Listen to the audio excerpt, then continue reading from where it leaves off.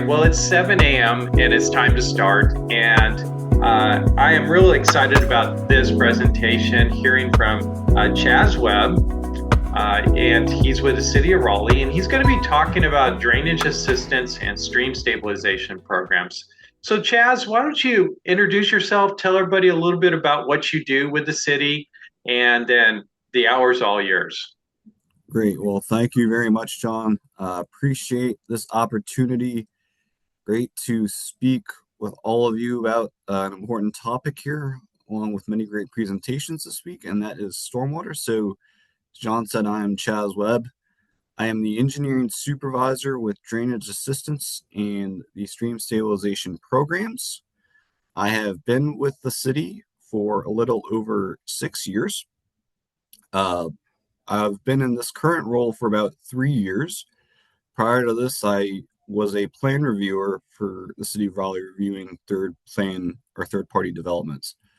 And prior to that, I was in Chattanooga with their county sewer authority.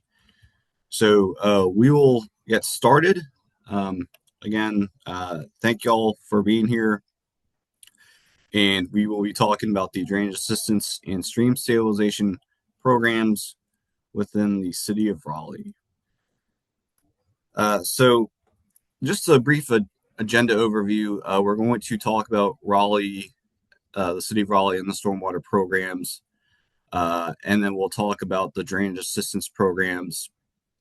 And then we'll look at the stream stabilization program. And then from there, I'll talk about the goals and the future of our two programs. So about Raleigh, if you're not familiar with Raleigh, it is a wonderful city. We're home to about 480,000 residents. And if you're familiar with Raleigh and North Carolina, you know that that number is growing. We are one of the fastest growing areas in the Southeast. And so a lot of development, and with that, of course, a little bit more runoff from that development. We have 36 different watersheds. These watersheds within the city of Raleigh flow to the Neuse River. If you're not familiar with the Neuse River, it's about 300 miles long, flowing from the Piedmonts of North Carolina down to the Atlantic Ocean. Neuse is Native American for River of Peace. It's a very peaceful river. I've enjoyed being out in that river sometimes. Just a very scenic river. If you ever get out and if you're in the area, I would suggest checking it out. We're also home to the Carolina Hurricanes. They typically do well, get into the playoffs. We're also home to the NC State Wolfpack. The football team maybe can use a little improvement.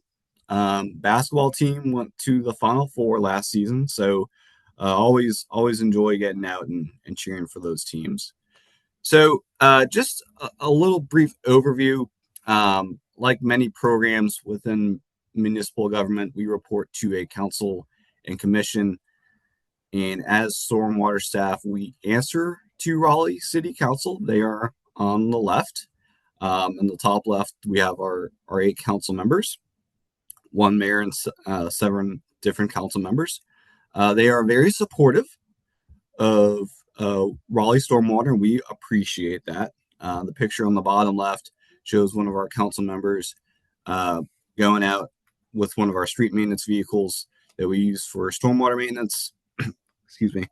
Council also appoints members of the Stormwater Management Advisory Commission, or as I will call it later in this presentation, SMAC. And on SMAC, there are 10 members. They serve a 2-year term as appointed. They oversee different programs and projects that we do. So, for example, drainage assistance projects that come through that go to council, they are reviewed by SMAC. Now, SMAC doesn't just review drainage assistance projects. They also review Raleigh Rainwater Rewards, which is a cost share program that assists residents with small scale water quality projects. Excuse me. And And so Raleigh Rainwater Rewards, they do things like cisterns and permeable pavements, so that helps with water quality. And these are just a few of the topics that go before the commission for review and approval. So our mission and vision. So I always like whatever field you're in, whatever company you're working for, it's always important to have a mission and vision statement and to follow that. And our mission is to manage stormwater to preserve and protect life, support healthy natural resources, and complement sustainable growth for the community. In our vision, be the smartest stormwater program possible to economically and equitably achieve our mission. So, how do we do that? We have these various groups here within stormwater. Uh, so, stormwater drainage assistance, we fall under infrastructure and drainage assistance, as you see here. We also have plan review, which reviews third-party developments, as I previously mentioned. They also review city projects because we want to make sure we are being in compliance with code as well for our city projects. We also have other groups like utility financial management. We are funded by the stormwater utility fee. That is based off the impervious in your land. And another group that I'll point out, we have watershed planning and asset management, which helps support the drainage assistance programs and all of these programs. And all of these programs, we have to work together to support the mission and vision. And I will say that we do a very good job to support each other to build the stormwater program up as a whole. And it's not just about working together well within stormwater. We have to branch out of the what I call the stormwater silo and work with other departments such as transportation, such as parks, public utilities, which is water and sewer. Because as you can imagine, we have some sewer lines that cross creeks. So we have to work with these various departments. So about the drainage assistance program, it assists residents with flooding and severe erosion. It is a fully funded city program, but it does require donation of an easement. Again, no cost to the property owner. And the city will maintain this infrastructure in perpetuity. So we will take care of major maintenance items. What we don't do is landscaping the easement, like mowing of grass. That's still the private property owner's responsibility. And this is a benefit to the citizens because most stormwater infrastructure on private property is the private property owner's responsibility. So when you have flooding, like what we've seen here in this top left and bottom left, that is their responsibility. Whether it's to upsize the pipe or maintain the infrastructure that could be clogged, that is their responsibility. So the City of Raleigh, we have a program that can help. And when you see this, you feel for the property owners because you want to help them, but of course we'll see how we can do that later on in this presentation. Now our program is unique. Not many cities or municipalities have a program where they help on private property stormwater issues. Generally, the way the state law is written, private property stormwater is the responsibility of the private property owner. There are some programs, but they are a one-time fix. In other words, there's no easement in perpetuity like the City of Raleigh has. So the City of Raleigh will take on major maintenance, again, as I said, in perpetuity. So when we have issues like this with a giant sinkhole underneath the house, we have availability to help the citizen. We are currently working with that a lot. That house has since been torn down. It made the news, as you might expect. Or we have a buckling retaining wall here on the bottom right. We have programs that can help the citizens. So funding and projects. We have about $1.25 million in funding. Roughly 5% of the stormwater utility bill goes to our drainage systems and stream stabilization programs. And with that 1.25 million, we can fund more or less 6 projects. Like most municipalities, we are feeling the impacts of inflation and rising costs. So we have to be mindful of this. We have to manage projects in such a way that are efficient, effective, and we're not compromising project quality. That can be a challenge, but we've got a great group of project managers who help us achieve that. So, how did we get to this point of a fully funded city project that is unique in North Carolina? Well, it goes back to 1989 when the City Council adopted a cost share program. City Council at the time realized there was a need for assistance on private property. It would become a 50-50 cost share, and eventually over time get to a point where the city would contribute 80% and the homeowners private property owners would contribute 20%. Now, projects at that time could cost about $50,000. Now, it's 20% of $50,000. You're looking at $10,000. And I don't know about you. If I owned a house, I don't think I would have $10,000 set aside for stormwater repairs. That's a lot of money. And since that time, since we went to a fully funded program in 2016, those costs, as you can imagine, have grown significantly. And now we have many projects that are about, can be $200,000. You take 20% of that cost. Those are significant costs. So City Council made the program fully funded by the city. Now, as projects, we review them. What we started seeing was not just a need for infrastructure or severe erosion immediately threatening structure. We saw a need too for a stream stabilization program. Well, I'll cover that aspect, why that's important here in just a few slides. But we started taking the stream stabilization program ideas to SMAC in 2021 and again in 2022. And in November of 2022, Council adopted the stream stabilization program. And we also revised the drainage systems policy because it had been 6 years since we'd revised the drainage systems policy. And we saw a need to make some changes.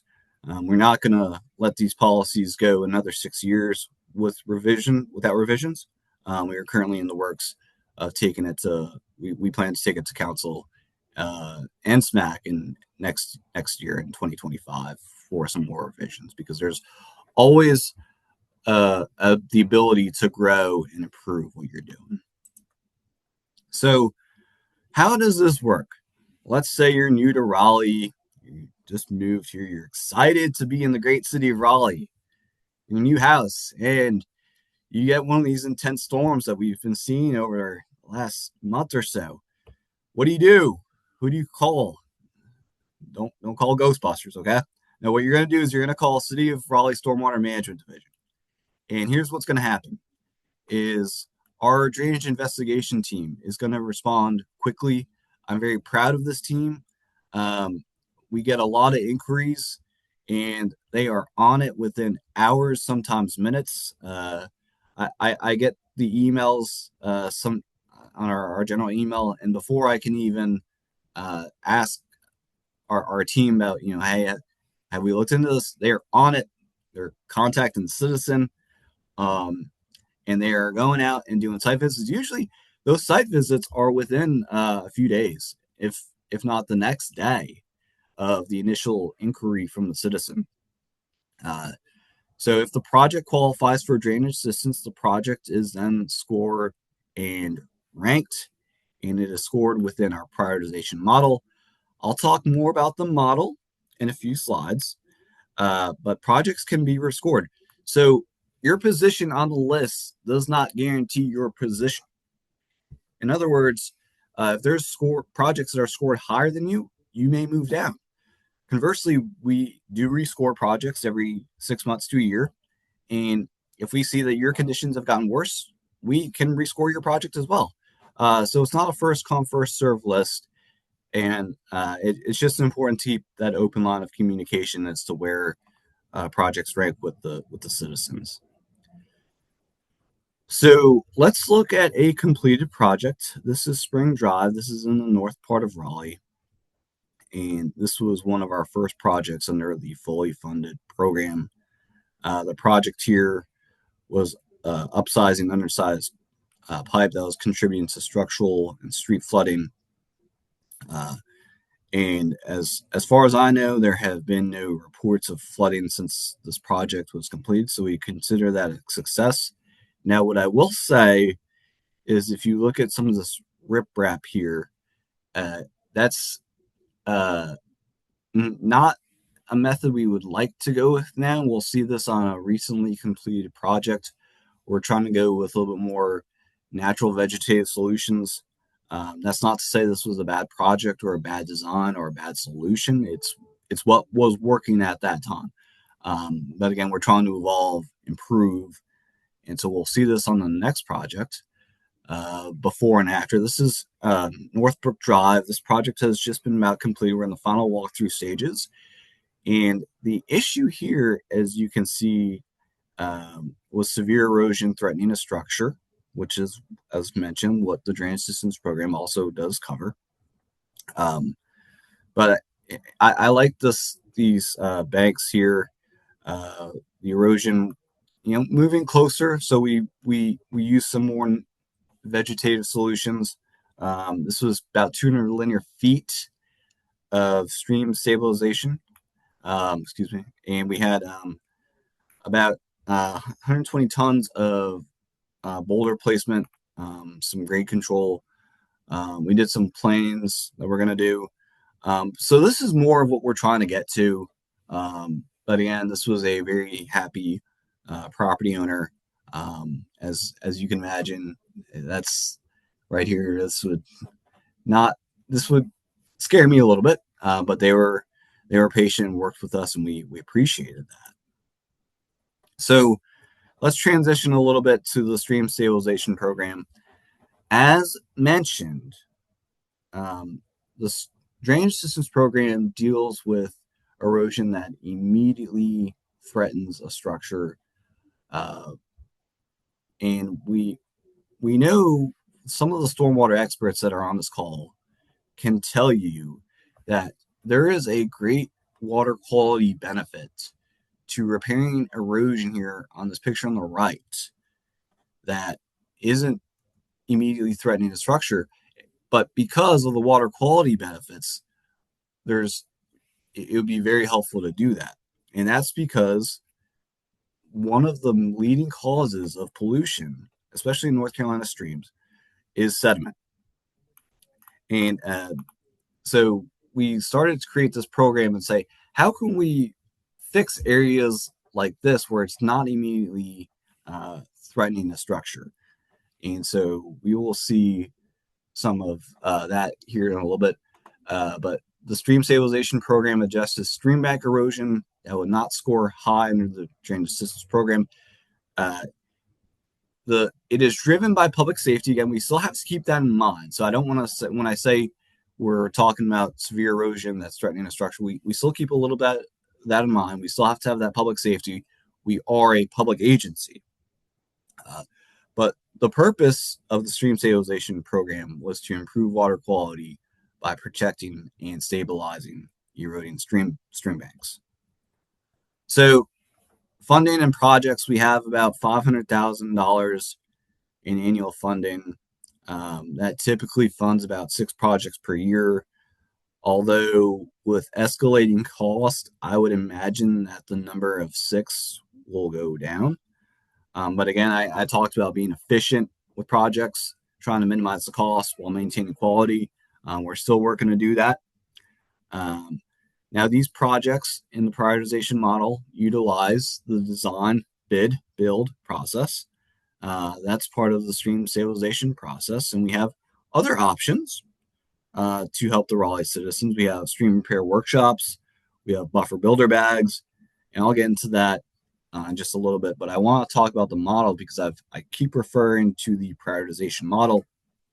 And excuse me, we have 9 different scoring driving criteria that score our projects. And within each of these criteria are a few sub criteria. So we have about 35 total sub criteria that help us objectively score our projects. Now, is it 100% objective?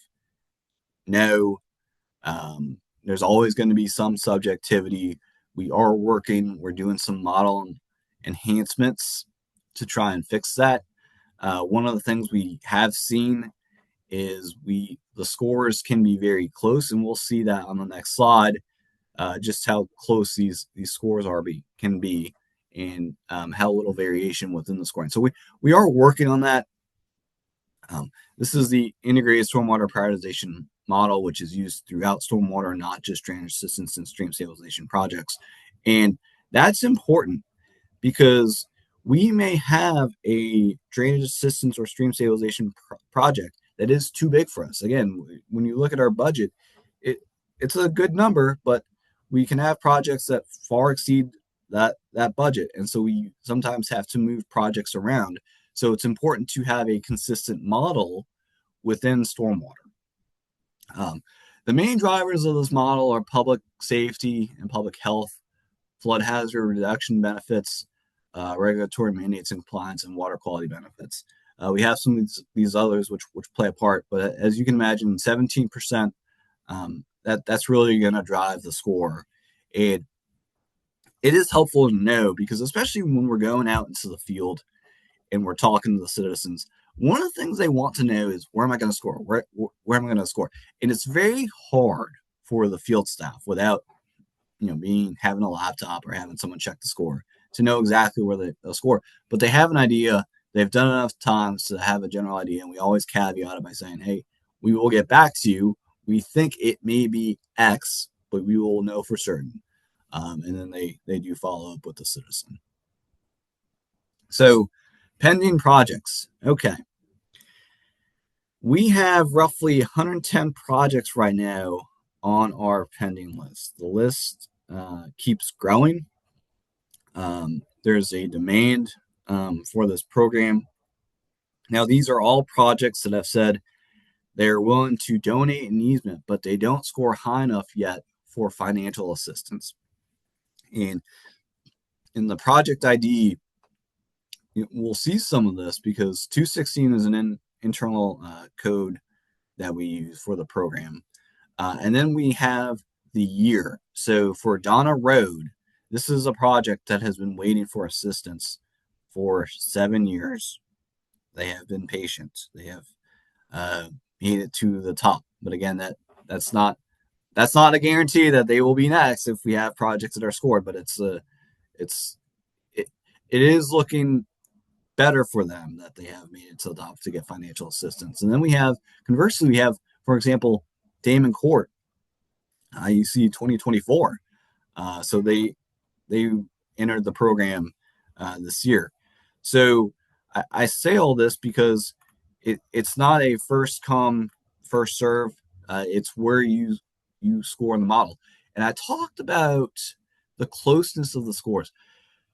Let's look at the difference between number 1 and number 10 is 4 points between 32.8 and 28.7. And that's very close. So it further highlights the need for consistency within the scoring. And these scores are checked and rechecked. They're scored and rescored.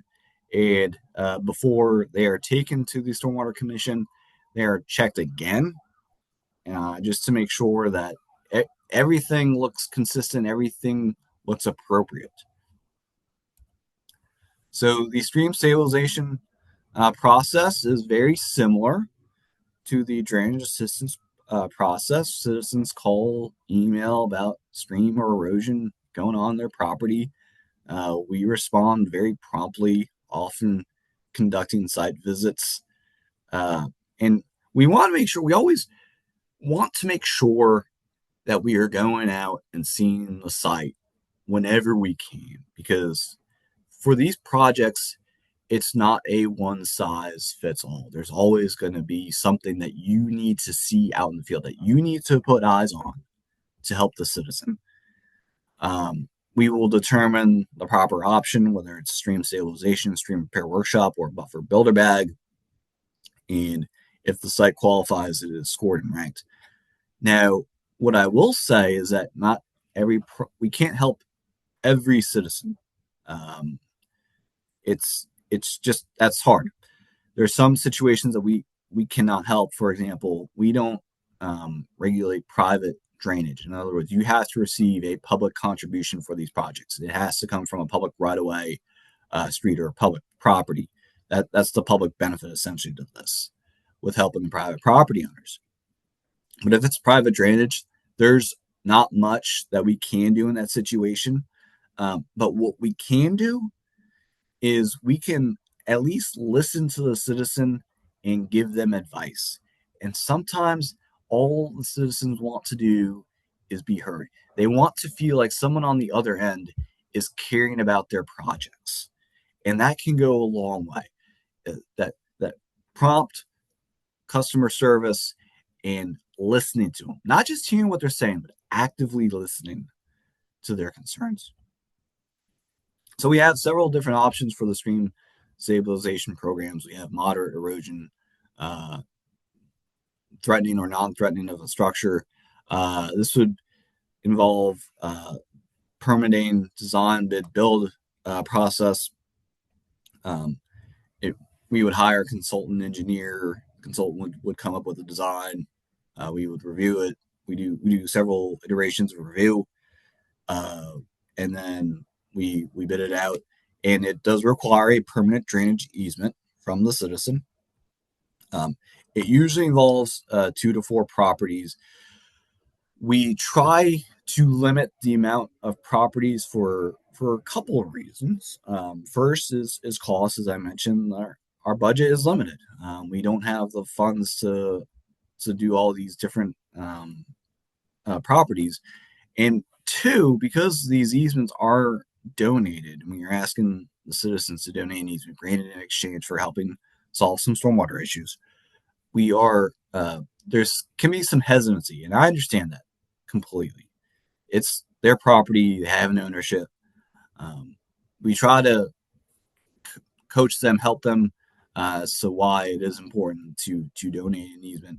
But there can be some hesitancy, so we try to limit that. Just because if you have a property owner that holds out, we can't pay for easements under these programs.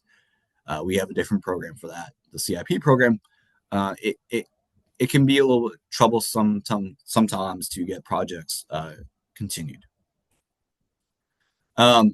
So the second option that we have is a stream repair workshop. We partner with NC State Bio and Agriculture Department. Together, we put on about 3 to 5 workshops a year. We use this workshop to teach others.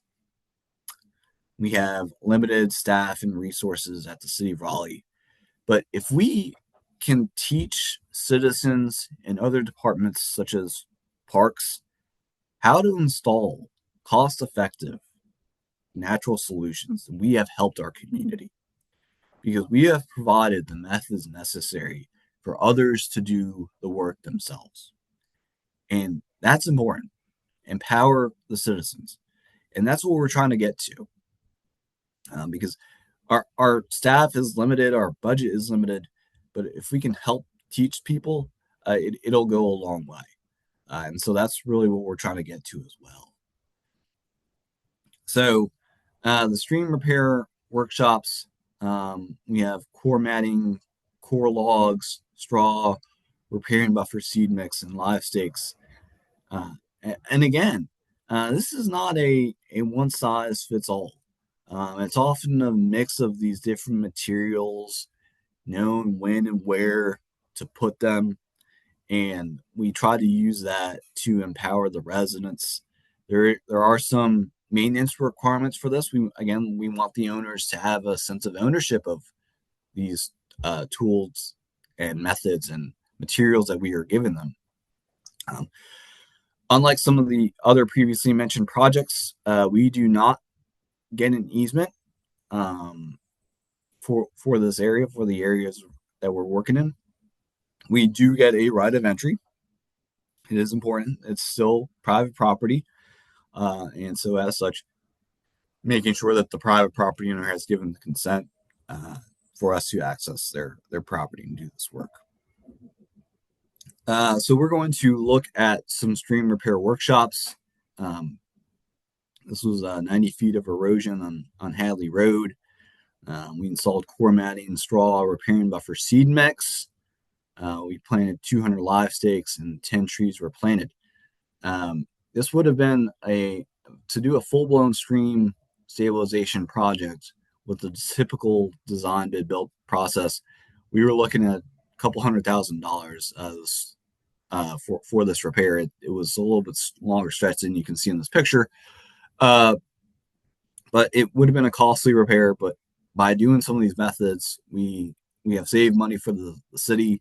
We've helped citizens, and we are going to take a look at a before and after picture here.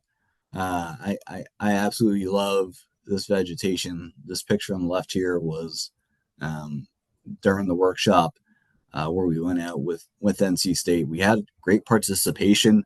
NC State does a wonderful job with these workshops. Our staff with Dominic does a great job by going out and leading this effort. And together we're working together and showing that we care and helping the community. Sylvester Street. This is in Southeast Raleigh. 110 feet of erosion. We installed core matting, core logs, straw, and repairing buffer seed mix. 200 live stakes and 5 trees were planted. Again, this cost difference. Now, you can see this cost difference on the screen. This isn't always for every project. We're not going to see all these cost savings as compared to the typical design to build process. There are projects that we still have to go through, and we've got several coming before the Stormwater Commission here next week that we have determined that we have to do some boulder walls, and that's when you start getting into that costly solution of designing it, getting the permitting requirements, going out to bid, and then constructing it. But if we find solutions, we can we try and do that. And also the homeowners can do the work themselves. Just because they are on the pending list does not mean the city has a guarantee to help them. The private property owners are still responsible for what is on their private property up until the point easements are donated to the city. So if we ask for easements, we'll have that design, and then we will make sure that the citizen knows exactly where they are. Up until that point, they are still responsible. Once we take over the easements, then we become responsible. So let's look at Sylvester Street. Here's another very good before and after picture. And we have some nice vegetation that's growing. And this is, again, no cost to the citizen. And this is great because we've helped another property owner. This would have been a property owner that probably would have been lower on the pending list, that would have had to wait for quite a bit of time. But we were able to knock this out. Watkins Street. This is a little bit northeast of downtown Raleigh. This was one of our first stream repair workshops. We had 100 feet of erosion. This picture, the vantage point of this picture, the house is just a little bit to the left. So it was getting a little bit close to the house, maybe about 20, 15 feet. But we were able to determine that we could install some core matting and straw. We had 200 live stakes that were planted, and again, significant cost savings on this, and helping the citizen, helping our ratepayers, right? That's important. because we're saving money for the city. We're saving money for those that pay the stormwater utility fee. And we always try to be good stewards of that. So we'll take a look on the next. This is again a very good before and after picture showing that vegetation that has grown on the right there. And this again, another good picture, another established buffer with vegetation. So now, lastly, for the stream stabilization program, we have buffer builder bags. This is a free native shrub and tree bag that is provided, and it comes with some maintenance techniques and instructions. These are a first come, first serve basis. So again, I've talked about how some of our other processes and programs that we do are not a first come and first serve. Now, we do follow up as we do some of our previous projects that I mentioned, following up with the homeowners. They have to do we do a survey, but they have to show us that they've installed it and it has grown. We don't want to just give these items out and not have any follow up, because that can be inefficient use of resources if they're not utilizing these materials correctly. So we follow up. We do surveys. We have some of these other projects I mentioned. We've had post-construction surveys where we do construction work because we want to make sure we are improving. I have a saying: if you're not moving forwards, and you're moving backwards.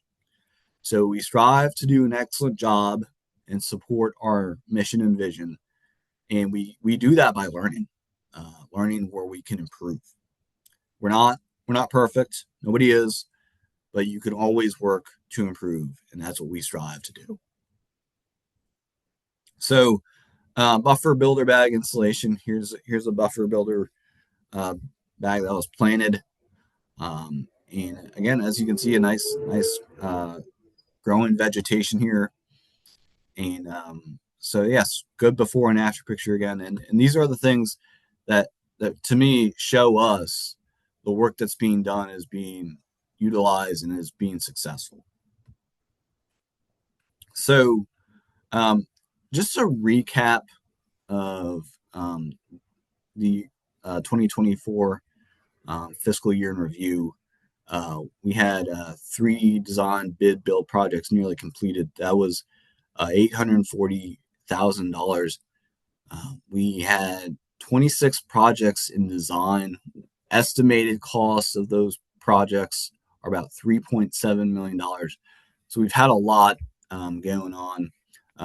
During the pandemic, we had a little bit of slowdown, so we're still playing a little bit catch up, as some of these projects can take several years from when they're first approved to when they are first approved by SMAC and council to when their construction is completed. And that's another thing we're trying to drive home now with the project managers as well, is keeping on schedule, cost and schedule,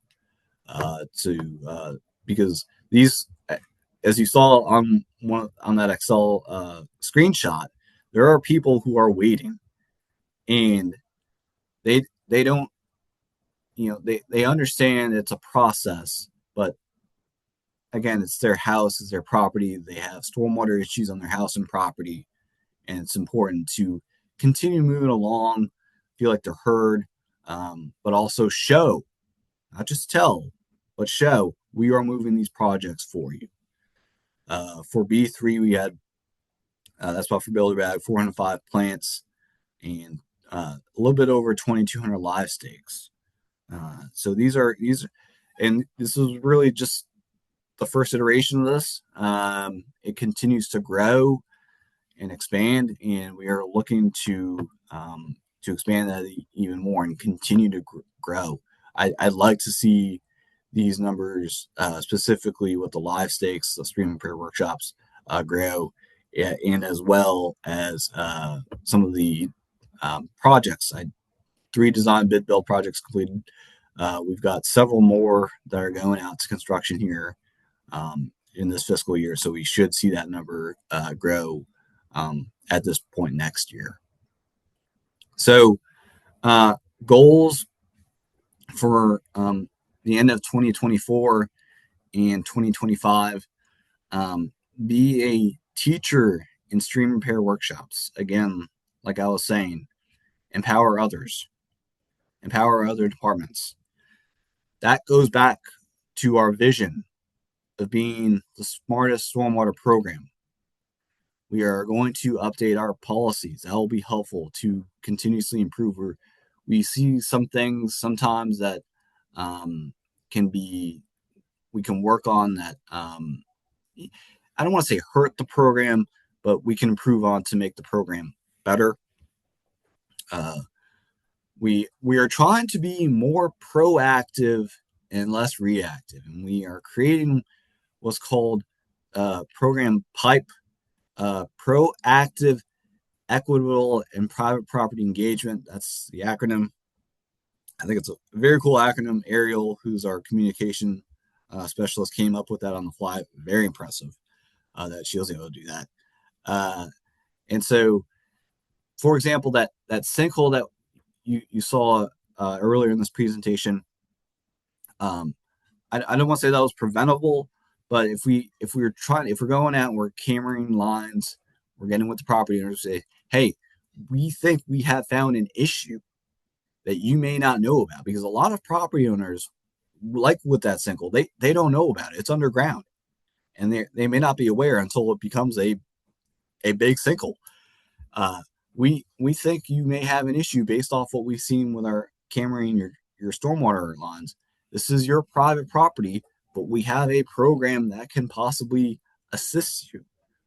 Would you be interested in assistance? And again, it goes back to being more proactive and less reactive, which of course, is great for the community, and trying to eliminate what we see with those sinkholes. We're not going to catch everything, but if we can catch a few, I think that's a great benefit to the citizens. We would like to do more in-house designs for projects. We got a new engineer who's joined us, who's got experience in design work. And again, that can be a cost savings for the city, and help move projects along. So those are really what we're trying to get to. We have some projects that can be designed in-house that we're working through right now. But overall, I will say that I'm very proud of this team with Matthew and Sonia and Dominic, who help us, and then really the collective stormwater group as a whole. I appreciate them. So I want to acknowledge our stream stabilization team led by Dominic, our drainage assistance team with Sonia and Matthew, stormwater communications with Ariel. She helped put this presentation together. And again, thank y'all for joining me today and this morning. And I want to thank the Stormwater Awareness Week program for having me. So with that, I'll open it up to questions. Well, Chaz, thank you very much.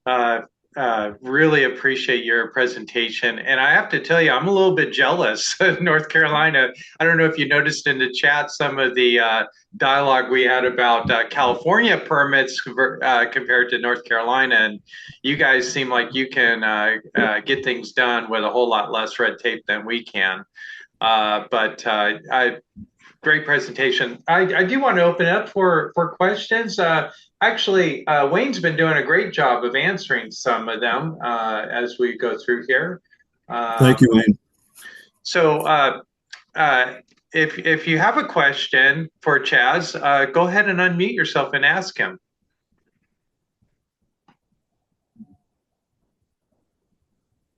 Anybody? And Chaz, you had your contact information on there. Let's stop that share, because I think we just got a black screen on there right now. Or go back a slide so you have your contact information up there. Sorry, I'll stop sharing. So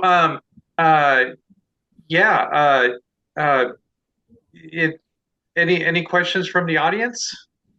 I don't want to hog all the time. I think that's amazing how you can work with homeowners, put together a priority list, and then address issues. And it's great that you have the support of your council, your local government, but also it seems like your state government is really working with you.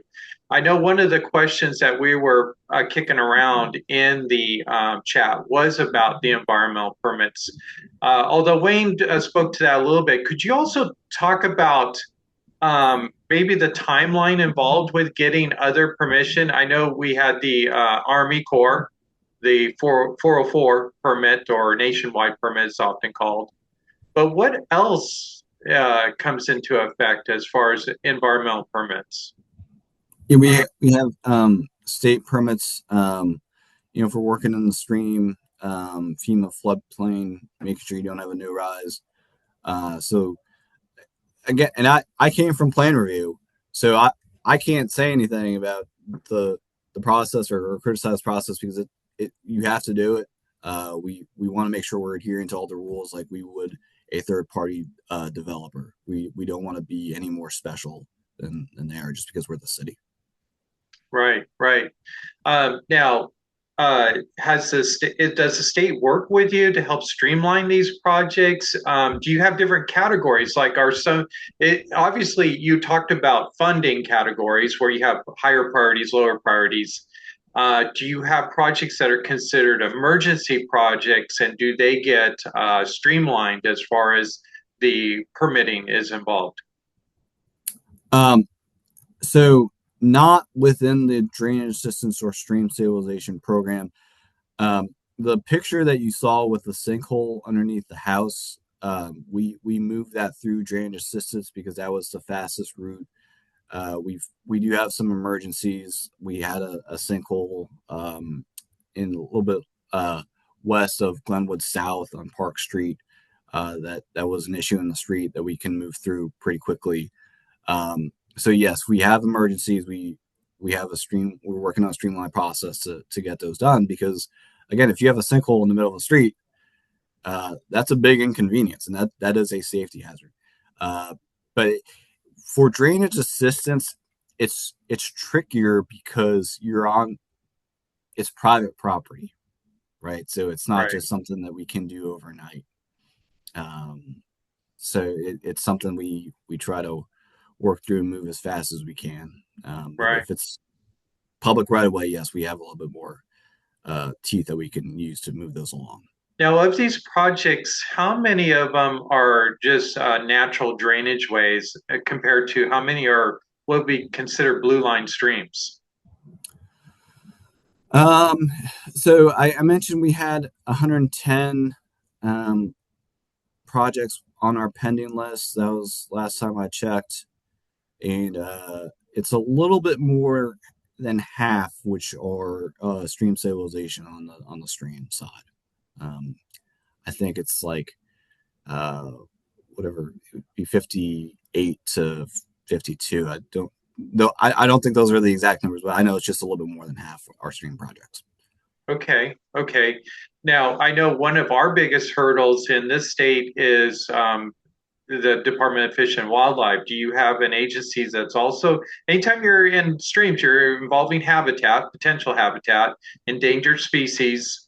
Do you have an agency that's really kind of watching out for that? Maybe delaying projects? Maybe you can only do it during certain seasons. Do you have those types of obstacles?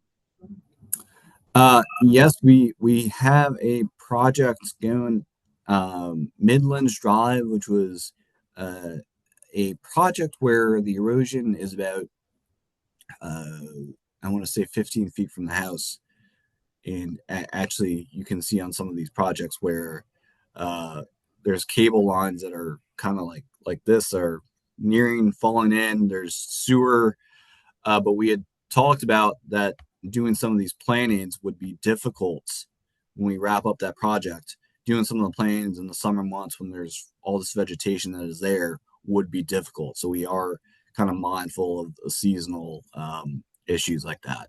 Okay. And I applaud this. I think it's awesome. You have homeowners taking responsibility and providing education to them.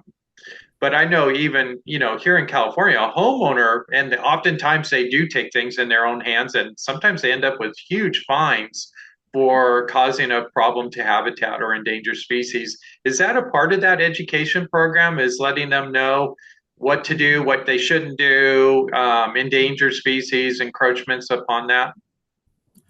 Absolutely. Our staff is very good about saying if we see something that, hey, maybe you removed a tree in the buffer and you shouldn't have done that, we let them know that the state has, if the state comes out and sees that there may be a possible violation of that. Hmm. We're not the police. We're not going to police them, but we let them know, hey, don't do this. And sometimes you can pick up on things.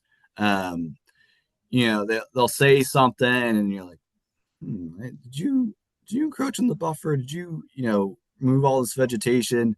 Uh, and you just let them know. You point them to the state rules. We're not the state, so we have to defer to the state rules sometimes. But again, it is education because, as you've alluded Hmm. to, it they don't they don't know, and it's not their Yeah, fault. yeah. Um, it's again they that's and we have we have an education group, a public outreach group also that helps Oh, with yeah. water quality. Oftentimes, it's That's very well-meaning residents and yeah. citizens that find themselves in a lot of hot water because they were trying to do the right thing. They didn't know they shouldn't armor that bank with riprap. They were just trying No, to control erosion. no, Um, they were trying to protect their assets, and yeah, yeah. personally, I can't fault them as a person for wanting to protect their house. Right, right, absolutely. So it sounds like you got great education. You have an environment that is allowing people to not get frustrated, but to move things forward in a healthy and appropriate way. And then you got an economic resource that will help them with that. That is this your state should be applauded for that. That is really a great thing. Just got a couple minutes more. Anybody have a question? I've been checking the chat. I think most everything's been addressed. But if you have a question Yeah, or a I comment, go ahead. I had a question. This is Brett Parsons. I work with the city of Augusta, Georgia. And how long did it take you guys to establish and set up and adjust? And this may more be a Wayne question or somebody that's been around for a little while longer. Because like I've been here for 4 years in my role of a similar nature to you, Chaz. And so like seeing the movement of these programs and trying to change and establish it. One, it requires a really positive outlook by your top people that are employees of the city, but also your elected officials. And then two, even if you have all those things, really good, you still have a ton of issues that could, I mean, and, we don't have the issues with red tape like California, but you end up getting into little walls of things that stop you from moving forward with a program like this. How long has it taken to establish this, and maybe what were some, and it may be longer than the time you got left, but what were some of the issues that y'all faced putting it together? Well, maybe Wayne can help me out with this because I this program was created in 2016, and this was before I was even in the state of North Carolina. But I know there was some concerns about level of service and what kind of level of service we were going to provide, as well as the cost of that. So I see Wayne's got his camera on, so maybe he can chime in and help out. Yeah, thanks. I'm glad to chime in. Really, I think a lot of this goes back to the formation of the stormwater utility, which was in 2003, 2004. And the city convened a stakeholders group and went through a probably a year-long series of facilitated meetings talking about what the level of service was that the community wanted, and there were representatives on that stakeholder group from regulators, developers, commercial business, residential, nonprofits, and all of them were appointed by city council.